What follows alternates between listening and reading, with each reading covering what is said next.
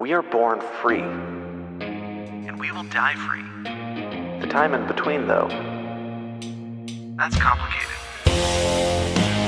In that time, governments, institutions, and our egos will limit our ability to find true freedom in this life. These are real stories of real people overcoming the odds, persevering in justice, and unlocking their potential. Welcome to Finding Freedom. Here's your host, John Odermatt. Welcome to the first edition of Finding Freedom on a Monday. It is great to have you here today on Lions of Liberty. And this is something new. This is a new chapter. This is the first time that I've published Finding Freedom on a Monday. And if you're wondering what's going on, and maybe you've missed the last month or 6 weeks of Lions of Liberty episodes, and you're tuning in today for the first time, and you're hearing me, John Odermatt, and not Mark Clare, and you're wondering, what in the world is happening? Well, what happened was Mark is venturing off on his own. He is starting his own podcast feed, working on his own project. It was a very amicable split. We've talked about it a bunch. I've talked about it on previous podcasts. Brian has, and Mark has dedicated at least an entire episode to it. But his last episode on Lions of Liberty was last Monday. It was a roundtable, libertarians in living rooms drinking liquor style show. It was a lot of fun, and I'm not going to lie. This is the first podcast I've done without Mark on Lions of Liberty, and it is it's a little sad to say that, but we are going to soldier on. I'm excited to be hosting a Monday show, a Monday podcast. This is, I think, the best day to publish a podcast out of all of the days of the week. So excited to hear from you all, get some feedback. Just to get this out there right now, today's show will be a little short because of this switcheroo going from Thursday to Monday. So it kind of throws off my queue of podcasts that I have built up, and or I should say that are not built up. If they're built up, I just would have pushed another one out.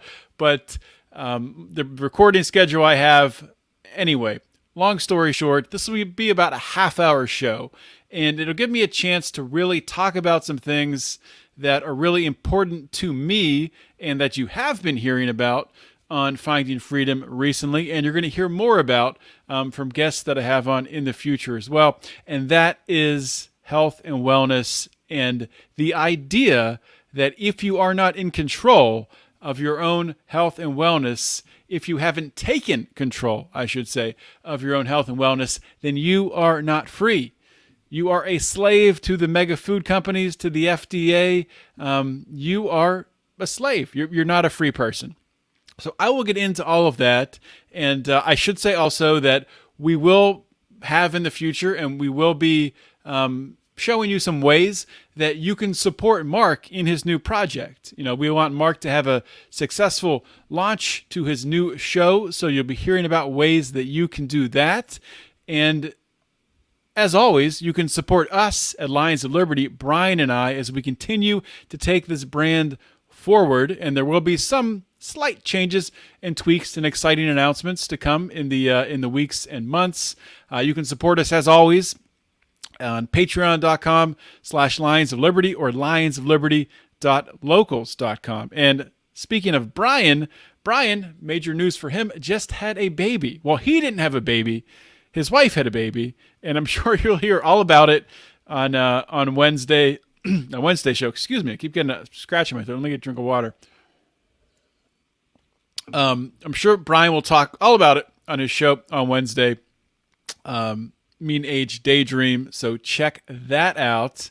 And Brian, 2 kids, you know, look at this guy. Can you believe Brian McWilliams, a father of 2? Congratulations to Brian and his wife, Sandy. Just fantastic to hear. Growing family there. So, all right, let's move on. Let's get into the show. So, I wanted to talk about this, and like I said, I've had several episodes in the past where I got into health and wellness. Of course, I had my sucralose episode about a month ago, where I talked about all of the bad things that happen when you consume the artificial sweetener sucralose, all of the diseases that you put yourself at risk for coming down with, things like obesity, which it leads to just based on the nature of it being so sweet and making you hungrier after consuming something so hyper sweet with no calories. The body can't make sense of it and starts to crave more calories. And of course, I had a show several months ago where I brought on Texas Slim, the founder of the Beef Initiative, which is looking to hook up local ranchers with people who are looking to buy meat. And maybe they can, if they want to, they can pay Bitcoin, and most ranchers will accept that if they're on the Beef Initiative. But of course, you can pay cash or card or whatever. The idea is to stop people, to find avenues for people to get around consuming, as Texas Slim says, consuming this hyper palatable food. This very sweet food, this ultra processed food that is in the standard American diet that we've been consuming. A lot of the additives, the high fructose corn syrup, the sugar, all of the dyes, and all of the different all the crazy stuff in there, all of the soy and seed oils we've been consuming, Americans, since we were kids. They've been slipping that in our food. And it's a tough addiction to break. And especially it's tough to break it if you don't know that you're addicted, and if you don't know that you're being exploited, and you are. As a libertarian, I think I have to kind of choose my words carefully here. So as a libertarian, or as a conservative, or as someone who is in favor of a small government or no government or anarchy, of course, the first thing they will say is, yes, we want to abolish the FDA. We want a free market everywhere. And of course, we also want a free market in our food. And that's great. That's awesome. But I think it's important to point out that even with a free market in food, even with unfettered capitalism, you're still going to have large companies, large corporations taking advantage of people. Capitalism is not perfect. And there's a lot of things that are really unavoidable. And of course, there are ways to, when it comes to being educated, having education around what is in food. Of course, the information's out there everywhere today. Anyone can go find it.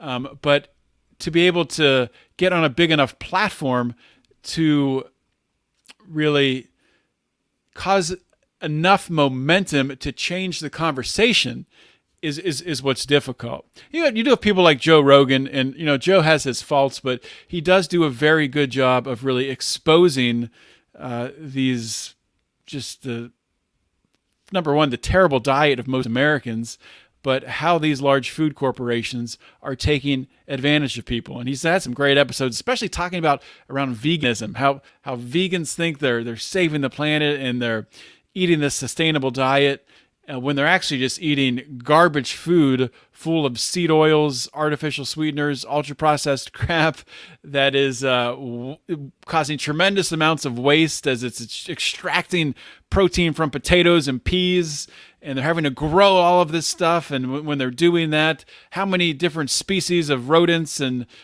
small animals are they wiping out to create these fields?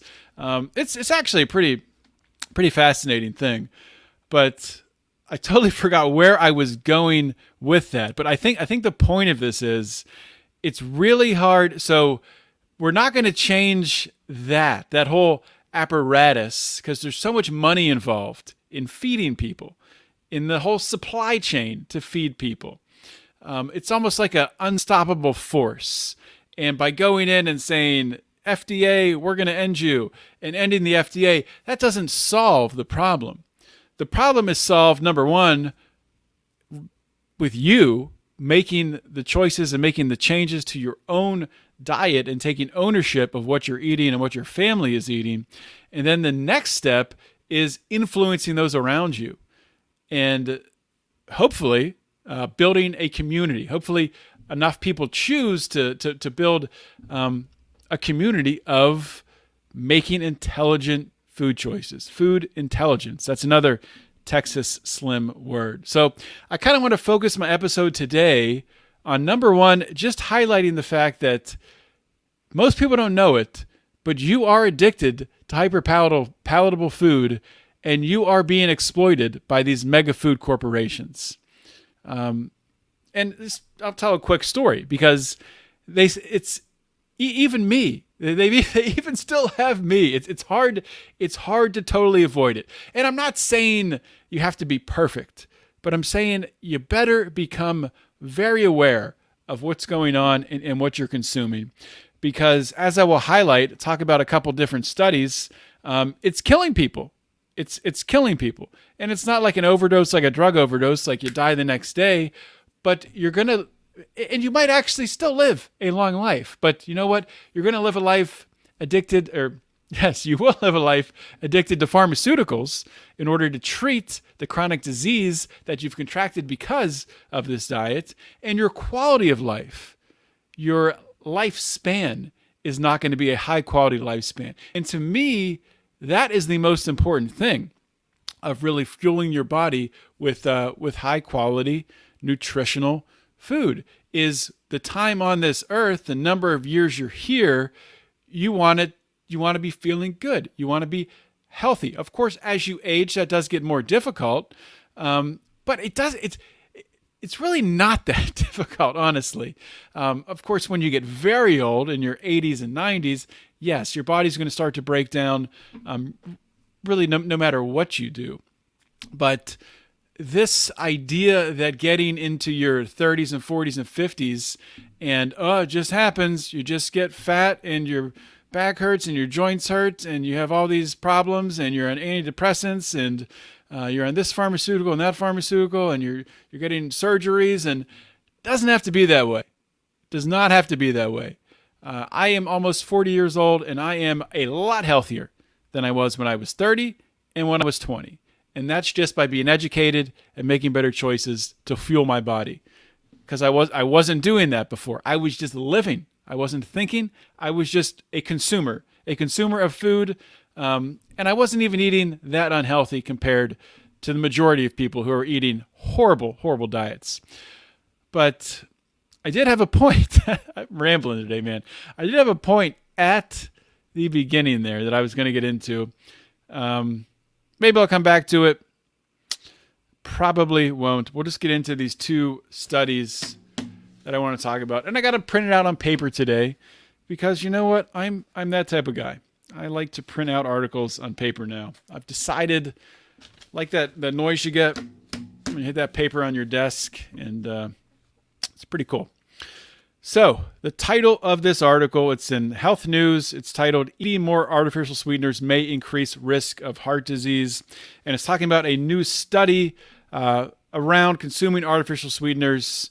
And really the idea here, or the results, I should say, of the study are people who ate more artificial sweeteners had an 18% higher risk of stroke and other types of cardiovascular diseases or vascular diseases. So the cool thing about this study is that the size of it, number one, it was 103,000 French adults. The majority female, 80% female. The average age was 42 years old. So that's pretty good. I mean, so obviously average means you can have people higher and lower. I don't know why it was 80% female, but that's what it was. Probably because it's hard to get men to take part in a study because they're stubborn. But it is what it is. So the way the study was conducted, at the start of the study, people filled out questionnaires about their diet, health, physical activity, also about personal information, education, smoking, occupation, all of that stuff. Now what they did is they followed these people for I think it was up to 9 years. And what they would do at the beginning, they took an assessment of what they ate. Then every 6 months, they would follow up and the people were asked to provide a report of the past 24 hours or of 24 hours of every single food and beverage that they consumed. This provided the researchers with, an incredible amount of data to look at, which I think is so important for a multitude of reasons. But with a study like this, like sometimes with studies when they, especially with like meat, like you'll see these red meat studies, they'll zero in and they'll say people, this percentage of people are eating a red meat diet of, this many ounces of meat per day, and it's leading to heart disease this percent of the time. Well, they're not looking at the other things people are consuming, which most people, like this study is showing that a lot of people are consuming sugars and artificial sweeteners and highly processed foods with that meat. So it's not necessarily the meat, the red meat, that's the problem. It's what you're consuming with it. So I like how this study took all of the data, everything the people were consuming in that 24-hour period, and then did that every 6 months for 9 years. Of course, it'd be better if they did it every month or every 3 months, but it's probably very costly to do that. So hopefully there will be more studies like this. And even like in the short term, you probably can see, if you compare people who are eating a diet of whole foods and avoiding the seed oils and the artificial sweeteners and things like that, and compare it to people who aren't, I think you would see stark differences in the diseases they're encountering, even in 2 to 3 years, even in people in their 30s and 40s. So I would like to see some studies like that.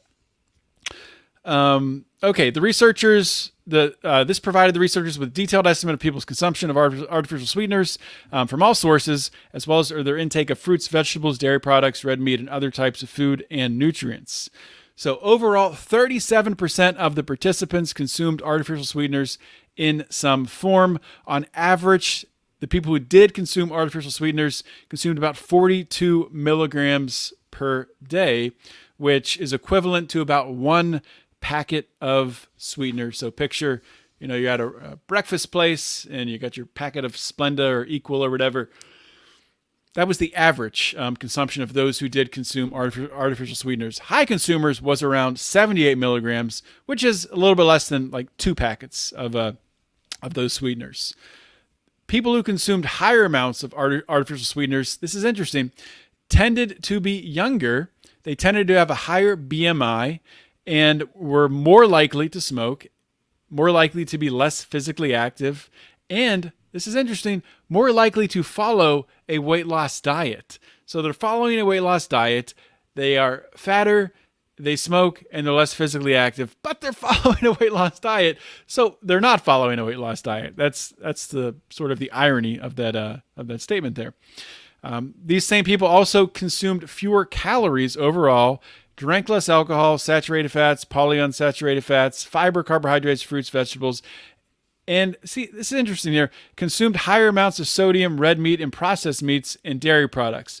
So I honestly probably do need to dig into this study to really understand, because they just throw red meats in there with and dairy products. Nothing wrong with dairy products. Nothing wrong with, especially if you're consuming raw milk. Nothing wrong with eating dairy. Dairy's good for you. Red meat's good for you. But they lump that in with processed meats and saturated and polyunsaturated fats. Anyway, so researchers took into account all this stuff, as well as age, sex, physical activity, education, smoking status, family, all that stuff. So after the adjustments for these factors, there is still a signal that appears to be increased cardiovascular events in those reporting increased use of artificial sweeteners, said Dr. Elizabeth H. Dineen, a cardiologist at Susan Samueli Integrative Institute at UCI Health in Orange County, California. Dineen was not part of the research. So they did follow them for 9 years. I was right on that. And so in particular, people who consumed higher amounts of artificial sweeteners had a 9% higher risk of cardiovascular disease compared to people who did not consume artificial sweeteners. And remember, the people who were consuming it, the large majority who were consuming artificial sweeteners were younger people. So you're getting these incidents of cardiovascular disease increasing in younger people.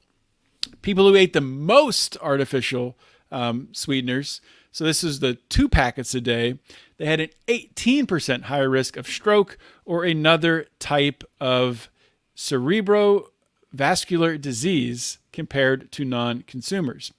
In addition, higher consumers of aspartame, which aspartame is a carcinogen. It's horrible for you. And I should probably do an episode dedicated to aspartame, just like I did sucralose. Aspartame is in a lot of stuff. I've sickeningly, it's a tough word to say, have found it in like kids' popsicles and fruit snacks and things like that. They'll slam the aspartame in there and give it right to the kids. It's terrible. So if you're a parent, look out for that stuff. Avoid sucralose, avoid aspartame. So aspartame, increased risk of cerebrovascular disease, and higher consumers of aspartame K and sucralose had a higher risk of coronary heart disease. So this is a great study, and it's pointing to a lot of the things that I've talked about before with these artificial sweeteners. So avoid it. Stop consuming them. Stop drinking diet soda. Stop consuming protein shakes and protein bars that have sucralose or aspartame. Read labels, guys. Come on. You don't have to poison yourself. You don't have to give in to the food tyranny of the FDA and the giant food conglomerates, which have you addicted to these hyper palatable foods and beverages that are 400, 600 times sweeter than sugar. It's so addictive, and it's not easy to get out of it. But I mean, I've done it. You can do it. If you want help doing it, please reach out to me. So in the new study, soft drinks with no added sugars accounted for 53% of the artificial sweetener consumption. That's what I'm saying, guys. Got to avoid it. But people also consumed artificial sweeteners in tabletop sweeteners, adding to coffee 30% of the time, yogurts, and cottage cheese. Let's talk about these two things. So yogurt. Yogurt is good for you. It's healthy. Probiotics, great food. Problem: most yogurts are loaded up with sugar or with artificial sweeteners. So if you're buying yogurt for yourself or for your kids, great. But you got to find brands that do not load it up with sugar. A lot of yogurts that are, especially catered to kids have more sugar than in ice cream. So just keep an eye on that when you're doing your grocery shopping. Keep an eye on it. And cottage cheese. So cottage cheese should only have like 4 ingredients. If you get true cottage cheese so healthy for you. Great source of protein, great snack, so flexible. I love cottage cheese. You can eat it with vegetables. You can put some tomatoes on top, a little bit of salt and pepper. Delicious. You can eat it with fruit. You can put some blueberries, some raspberries in there. Eat it up. I forget which president. I think it was Richard Nixon. I don't know why I know this. I just saw it in a post recently. I think Richard Nixon every day for lunch would eat cottage cheese and pineapple. Pretty sure that's what it was. Just random fact for the day that you can impress or depress someone with, the fact that you know that fact. So that's it for that study. I will link to it on the show notes page. The second study that I wanted to get into is about ultra-processed foods linked to heart disease, but also the cancer link is what I want to talk about. And of course, when you get cancer, linked to death as well. So this one was through Tufts University, and they found that a diet high in ultra-processed foods puts a person at greater risk for developing colorectal cancer. So pretty sure what colorectal cancer is.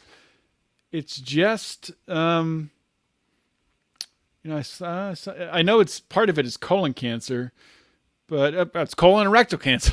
It's colon and rectal cancer. shocking that they would just combine that into one word. But so it's increasing those two types of cancer.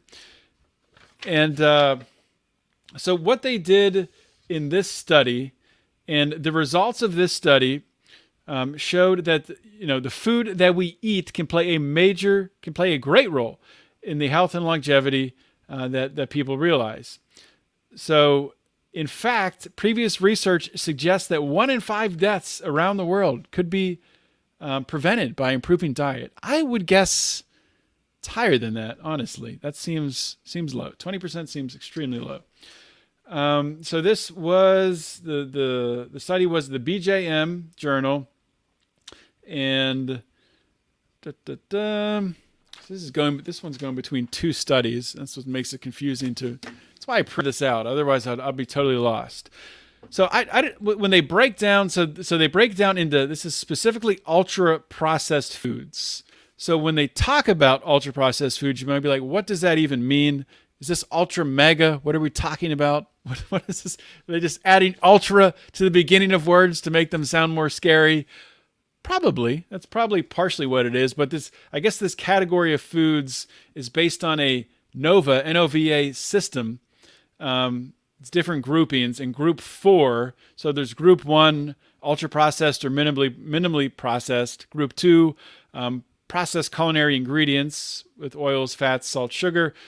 Group 3 would be processed foods, and group 4 is the ultra-processed foods. So ultra-processed foods include products made in an industrial setting from ingredients that are mostly or entirely made in a laboratory or extracted from food. Ingredients. So in ultra-processed food, you commonly find ingredients commonly found in processed foods like sugars, fats, and preservatives. Additives designed to imitate natural unprocessed foods, flavor enhancers, colorings, other additives. Food dyes are terrible, guys. My daughter just had a cold that turned into an ear infection, and we always try to avoid giving her antibiotics, or even us taking antibiotics, because antibiotics are an absolute bomb on your gut microbiota. So, but unfortunately, she was really struggling to kick the ear infection, so we got an antibiotic. And my wife normally remembers to ask, because you have to ask for no dye to be added to the antibiotic, and she forgot. So you get it back, and it's they dye it so it's more aesthetically pleasing to the kids taking it, and I'm sure it's probably food. Taste alteration to make it taste better with, there's probably sweeteners in there and sugar and things like that, but forgot to say that. And anyway, you can't be perfect. Everybody makes mistakes. Other things that are in ultra processed foods, so things like maltodextrin, high fructose corn syrup, modified starch, hydrogenated fats. And examples of ultra-processed foods: sodas and sweetened juices, sports energy drinks, energy bars, powdered or instant soups, margarine. If you are eating margarine and it's 2022, please stop this podcast, slap yourself in the face, restart the podcast. Okay, you're back now? Stop eating margarine. What are you doing? Stop eating margarine. Butter is good for you. Cook with butter. Put butter on stuff. It's a great thing. Stop eating margarine. It's horrible for you. Causes cancer. Other things. So pre-prepared meals, heat and eat meals, microwavable meals, pizza, hot dogs, chicken nuggets, fish sticks, all of that stuff. Infant formula. The stuff that they put in infant formula is criminal. It's criminal, and these food companies should be prosecuted. That kind of goes back to what I was saying at the beginning. If you get rid of the FDA, they would still do this same shit. So what are you going to do? How are you going to prove? How are you going to prove harm? It's very difficult. That's the thing. It would be very difficult to prove harm to prosecute these huge food companies. So, when I say that it's not like getting rid of government or getting rid of the FDA would automatically solve our problems. We would still have these problems. Capitalism is not perfect. A free market is not perfect. It's much better than having the protectionism that we have of the FDA, which gives the rubber stamp of approval to all of these food companies to put all this crap in the food that fools a lot of people, and they see and they point to the FDA and say, oh yes, the FDA approved this, it's great, it's good, I can eat my margarine on my toast and it'll taste like garbage and I'll get cancer, but at least the FDA approved it. So anyway, that's how ridiculous that is. I remembered what I forgot to say in the beginning. I was going to tell a story, and I'll tell a story, then I'll come back to talk about the actual results of the study, talking about the increased cancer risks. Hopefully I remember. My brain I'm not used to recording on Sundays. My brain is just, it's gone. So, story, grocery shopping for a tailgate.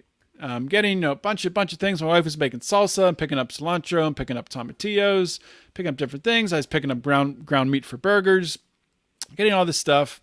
And wanted to get hamburger buns. Because normally, honestly, when I eat hamburgers, I don't use a bun.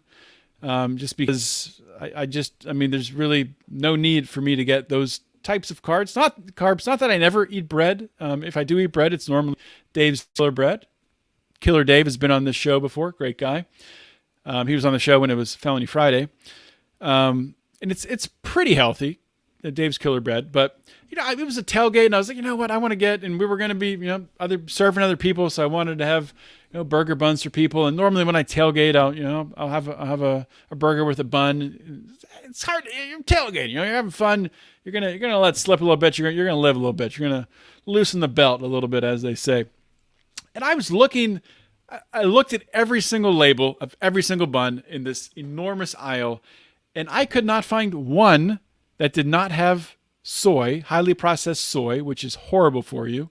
I couldn't find one that didn't have either corn syrup or high fructose corn syrup or sugar as a very early ingredient, meaning there's a lot of sugar. And it's really made me realize how hard it is to really adhere to a diet like this. And I'm hopeful as, more community is built around people, hopefully people who are freedom lovers, like the listeners of this show, and libertarians and conservatives, and people who want to limit the size of government, and people who want to take control of lives, people who don't want to be slaves to the mega food corporations and the FDA, hoping people like that will come together and we can start to build some community and support, really get support behind companies that are doing things the right way and amplify what they're doing. But until that time, we are kind of left to fend for ourselves. And I ended up buying, a package of buns that I was not really happy with, but I did. So the next time that I do a tailgate, I will go to a local bakery. I will find one that does things the right way, and I will get some delicious buns. Or my wife has been making sourdough. She started a sourdough starter, and maybe we'll just make the buns that way. So anywho, okay, so I did say I would get back to talk about the results of this study. You can hear the paper flying in the background. Just picture like that Always Sunny in Philadelphia meme with Charlie at the has the board with all of the papers on the wall and the arrows pointing different ways. Picture that. Unless you're watching the video, don't picture that, because you can see it's not like that. But picture that. That's what things are like right now on this show. So, increased risk of colorectal cancer. Colorectal cancer, sometimes called colon cancer or rectal cancer, that's where I read it before, is the third leading cause of death in both men and women in the United States. Wow, that's surprising. It's pretty high. Higher than COVID. Wow, really? I thought COVID killed everybody. Dr. Fang Zhang. Moment of silence. Wow. A Fang. Is that a common name, Fang? Wasn't Fang the name of the Chinese spy who infiltrated, what's that guy's name? Sawwell? I forget his first name. Infiltrated his campaign and had sex with him, married Sawwell. I think their name was Fang. I don't know. I think it was Fang. This isn't the same person, is it? I'm sure there's more than one Fang. Anyway, sorry, very distracting. Dr. Fang Zhang.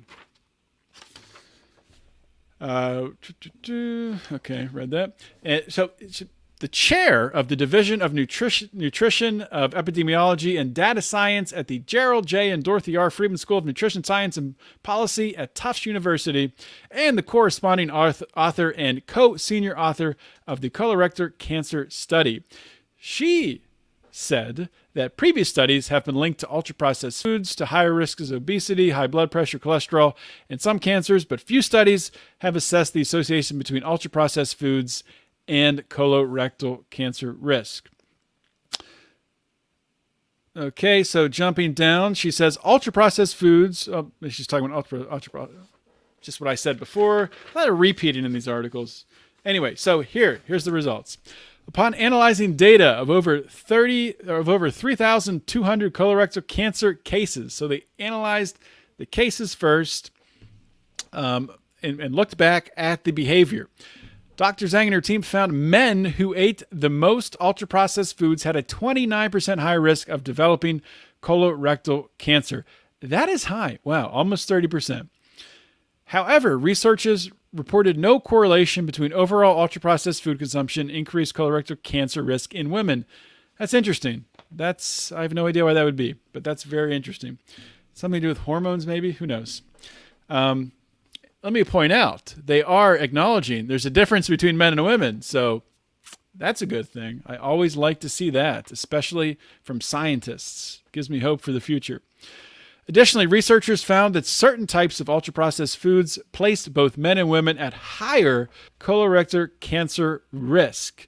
So, men who consumed more meat, poultry, or seafood-based ready-to-eat products, the heat and microwavable meals, and sugar-sweetened beverages had a higher risk, as did women who ate the same ready-to-eat and heat-and-eat mixed dishes. Not surprising.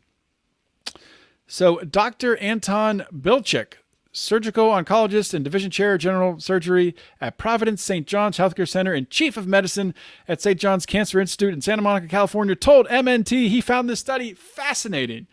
I love these long titles. So impressive. I need to give myself a long title to keep up with these people.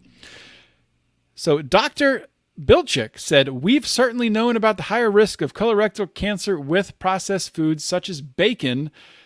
I'm going to pause right there. This is me talking. Time out. So the problem with bacon, which I have come to understand recently, it's not with the bacon. Let me rephrase that. Not all bacon is bad. It matters what the pig is consuming who had produced the bacon you are eating.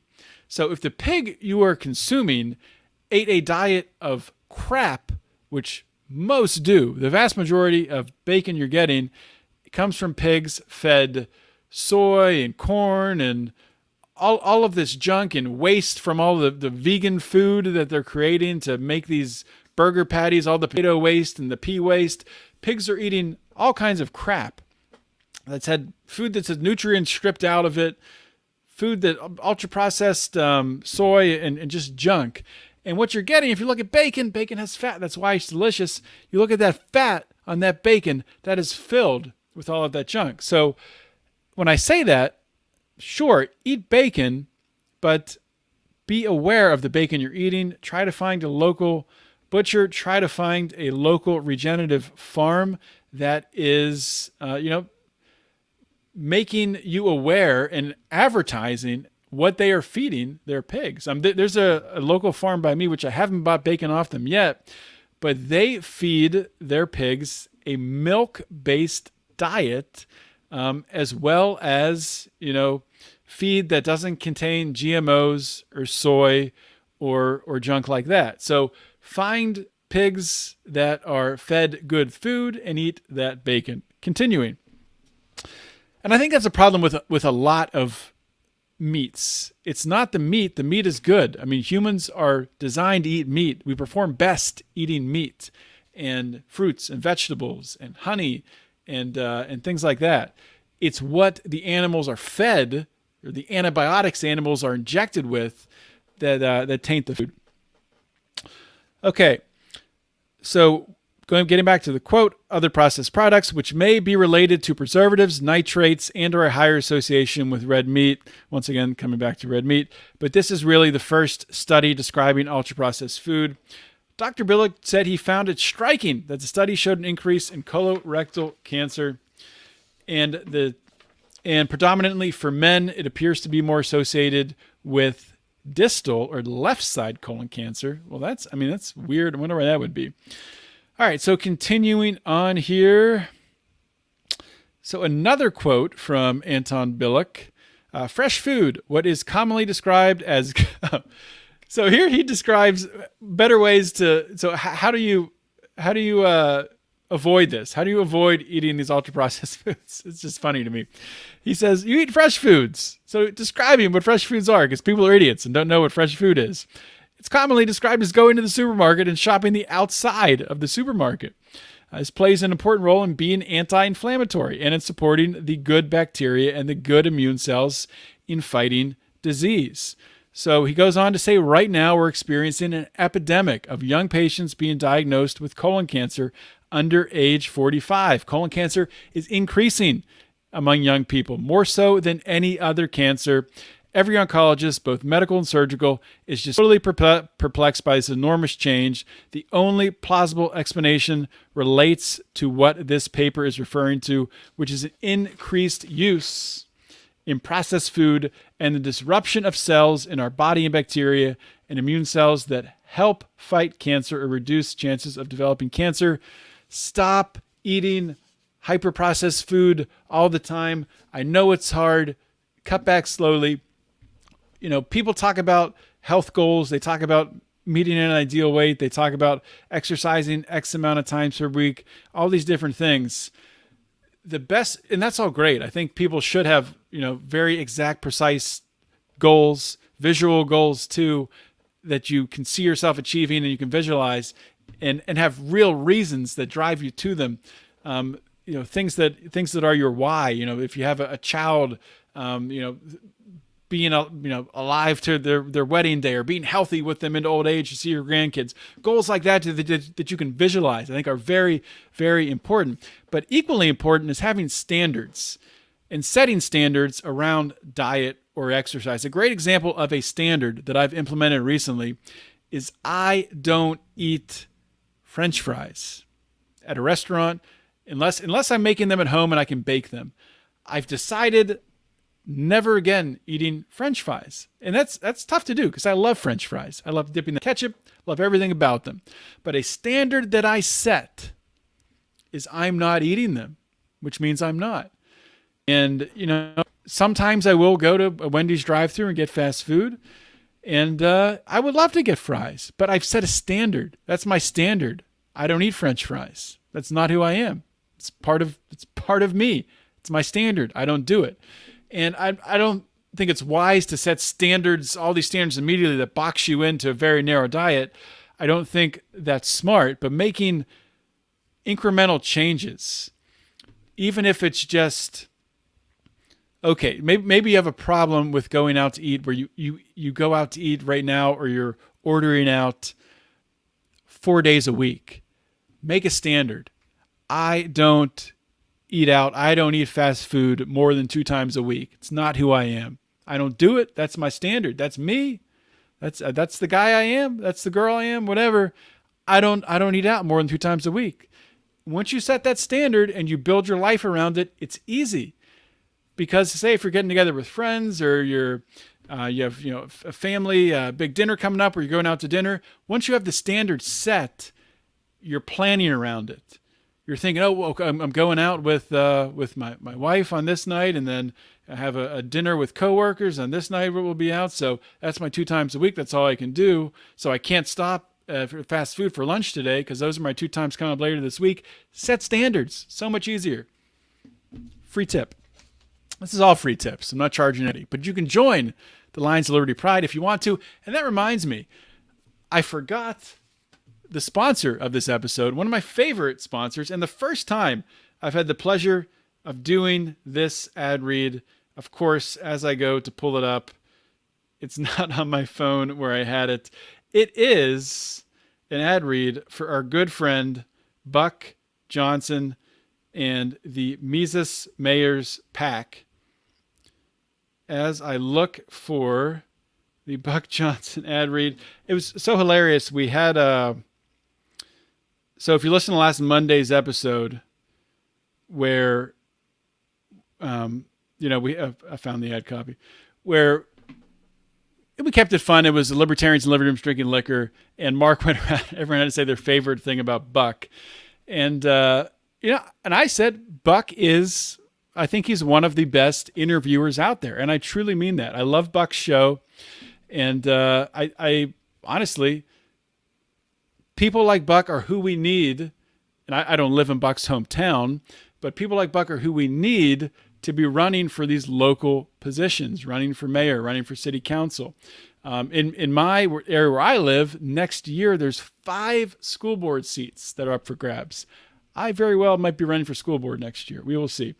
Okay, so getting back to this. So the Mises Mayors PAC, formerly known as Mises GOP, raising money to support Buck Johnson of the Counterflow podcast for city council. Buck is one of the best leaders our community has. We saw in 2020 what happens when weak leaders are in charge and how having just one good guy in office can really save many lives, make life better, save businesses, keep people working, all good stuff. So, and people might say, John, I thought you were a libertarian Mises Caucus guy. Why are you reading an ad about the Mises GOP? I'll say, number one, I am someone who supports freedom and liberty, especially at the local level. And if that's through the Mises GOP or if that's through the LPMC, I don't care. I support people getting involved locally. I love it. And I think Buck is a tremendous messenger. So what can you do to support Buck Johnson running for city council?